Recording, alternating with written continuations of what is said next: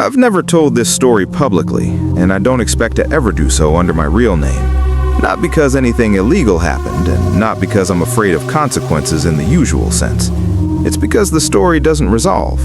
There's no conclusion that satisfies curiosity, and I've learned that people get uncomfortable when an experience simply ends without explanation. This is something that happened once, during a job I no longer do, in a place that technically exists but might as well not.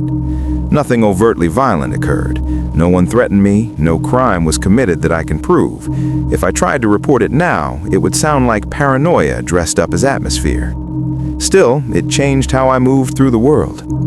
At the time, I worked as a contract field technician for a small environmental consulting firm that handled overflow inspections for county and state agencies. The job was dull by design. Photograph neglected infrastructure, confirm access points, note deterioration, leave. I was good at it because I didn't imagine stories where none were needed. The assignment came in on a Wednesday morning, an abandoned flood monitoring station along a rural river bend, about 40 miles outside the city. According to the file, it hadn't been used in decades. The last inspection was over 10 years old. The county wanted updated photos and confirmation that the site was still inaccessible. I accepted it without hesitation. The route took me off the highway and onto a 2-lane road that followed the river. Farms thinned out, mailboxes grew sparse. My phone lost service gradually, then all at once. That was normal. I turned off the radio to save battery and drove in silence. The access road appeared exactly where the coordinates indicated, unmarked dirt, pale and compacted, curving into the trees. What stood out wasn't what I saw, but what I didn't. Erosion, overgrowth. The road looked used. Not busy, just maintained enough to stay open. I told myself counties keep roads like that for emergency access. I parked at the end of the clearing, shut off the engine, and listened. The river moved steadily nearby. Nothing else. The chain-link fence was set back from the clearing, half hidden by brush. The warning sign was sun-bleached, the message barely legible. Restricted access. The gate was open. The lock was still there, rusted shut around nothing. I paused, replaying the approach in my head. No signs of forced entry, no fresh damage. I stepped through. The path beyond existed more by habit than intention. Grass pressed flat in places, weeds bent aside. Tire tracks ran along the center, their edges crisp. Too crisp. I crouched and touched the dirt. Cool, dry, recently compacted. I checked the file again. No permits, no scheduled work. I continued anyway. The building revealed itself suddenly, concrete and utilitarian, raised on pylons near the riverbank. From a distance, it matched the archival photos exactly. Up close, it felt occupied. I stopped 20 feet from the door, not consciously. My body simply slowed. I placed my hand against the metal before opening it. It was warm, not sun-warmed. Even warmth, held warmth. The surrounding concrete was cool. The air was mild. The contrast didn't resolve no matter how long I stood there. I opened the door.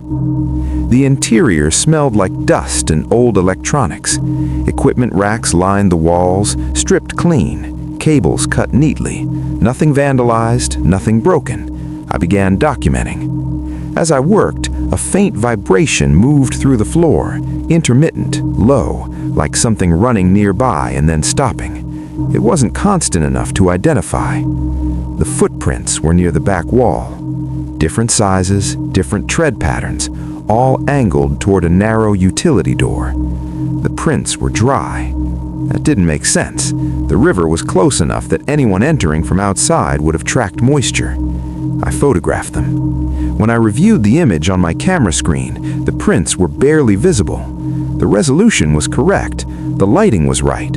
They just didn't show up the way they should have. I retook the photo. Same result. The utility door was locked from the inside.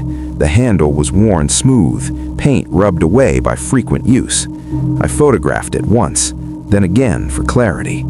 I didn't try the lock. The river sounded louder when I stepped out, though its pace hadn't changed. I circled the building, noting cracks in the pylons and erosion along the bank. That's when I saw the chair. A white plastic folding chair tucked beneath the structure, positioned carefully to face the water. Clean, no dirt on the legs, no leaves caught in the joints. It looked placed, not left. I didn't photograph it.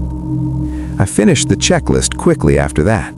As I walked back toward the fence, I heard a sound, metal contacting metal, softly, irregularly. I stopped. The sound stopped too. When I moved again, it didn't resume. The gate was closed. The chain wasn't locked, just looped once around the post. I stood there longer than necessary, replaying my arrival. I was certain it hadn't been closed behind me. I opened it and stepped through. That's when I noticed the vehicle. An older SUV parked farther down the road, partially hidden by trees. It hadn't been there when I arrived. The road was too narrow to miss it. Someone was standing beside it. I walked to my car and unlocked it. As I loaded my gear, I became aware of another person standing farther back, near the tree line. Then a third, or maybe there had always been three. They were spaced deliberately, calm, practical clothing, boots. One held a notebook. I said hello. One nodded. The others didn't react. "You guys with the county?" I asked. No answer. They weren't blocking the road. They didn't need to. Their positioning made it clear they were aware of it. I got into my car and started the engine. The sound felt intrusive. As I pulled forward, I saw someone step out from near the station. I hadn't counted them before. No one followed me. No one rushed. No one waved or called out. They watched me leave as if my departure had already been decided. The drive out felt longer than the drive in. Not slower, just stretched. When my phone regained service, the vibration startled me. Normal notifications, normal life. It felt out of place. I submitted my report that night. I omitted the chair. I omitted the people. I wrote evidence of recent unauthorized access and attached photos that showed nothing definitive. No faces, no vehicles, no proof. 2 days later, I received an email instructing me not to return to that site under any circumstances. No explanation. The assignment disappeared from the system. I asked about it casually. I was told the county would handle it internally. I didn't ask again. I quit the firm 3 months later. I stopped taking remote assignments. I stopped going places just because they existed. Sometimes when I'm near water, I think about that door. How warmth lingers where it shouldn't. How sound responds when you listen too closely. How records fail when something doesn't want to be recorded. I still don't know what they were doing there. I only know they noticed me, and that they let me leave. I never filed the final report. I don't think anyone expected me to.